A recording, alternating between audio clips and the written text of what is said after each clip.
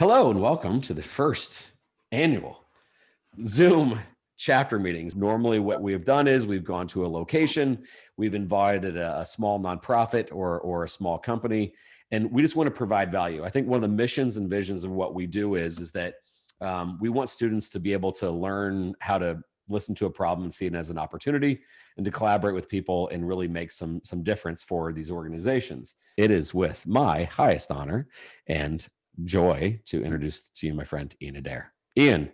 This is such an important topic. I speak and talk about mental health and addiction and suicide all the time. And it does a number on your own mental health when you do that. And I'm very open and transparent about my own challenges and battles with mental health. The fact that I was also a caregiver. I always like to start each and every discussion.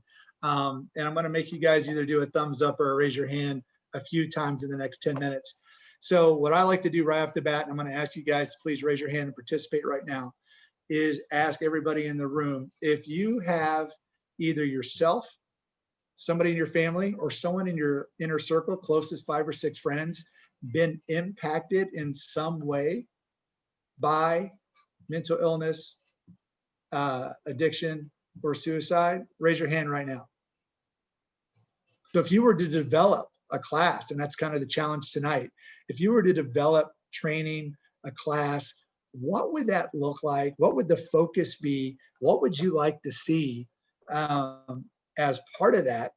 And then that'll be what we do in our breakout sessions tonight, because I think if you can somehow wrap your arms around something as important as what would you like to see your peers learn, so that they not only protect themselves, that they can also be empathetic and know how to respond if a friend needed help, that there's no greater time and there's no greater importance for that information than today.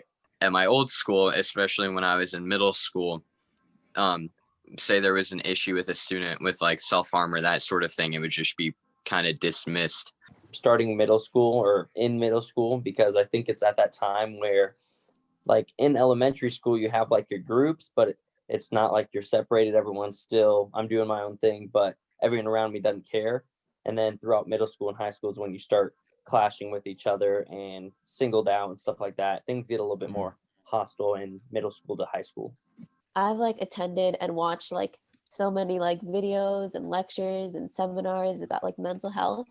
And I found the most effective ones are the ones where we're allowed to participate and we can talk and we break out and we we listen to others and we have others listen to us. For how we do it, I feel like it shouldn't be a class-based class. It should be something else, because back to what Megan was saying, what we do, we literally just watch videos and we get points for them. I definitely think we need these teachers who I don't exactly remember in middle school, but usually we kind of look up to our teachers in a sense. And I feel like if we hear almost even their, not necessarily their stories, but just to know that this is something that everybody has gone through, and it's and it's okay, and just somebody a little bit older to kind of talk to them, maybe that will work better. How we're doing it now is very reactive in many aspects. We wait until something happens and then we address that. But if we could be more taking sort of almost preventative measures, so to speak. Me personally, 6th and 7th grade was probably the worst I've ever felt about going to school around other kids. Yeah. So that helped me think of that and others. We were thinking, as opposed to having a class, maybe once a month or every so often, we could have high schoolers who are able to who are willing to talk about the experiences they've had, go into the classes some days at the middle school. And also, I think a lot of people would be intrigued by doing it just because it's so out of the ordinary. Going and talking to a bunch of younger people and mentoring a large group is probably something an opportunity a lot of people would like to take. Yeah, I think there are a lot of people out there, high schoolers especially, that know what it's like to get up to middle school and suddenly be overwhelmed by all these new emotions, these new stresses that come with maturing and such, things like that. And they would be happy to help those who are struggling with it, or those who are entering that age group, and help them, alleviate the stresses that the high schoolers, themselves had dealt with at that time. Guys, this has been really great.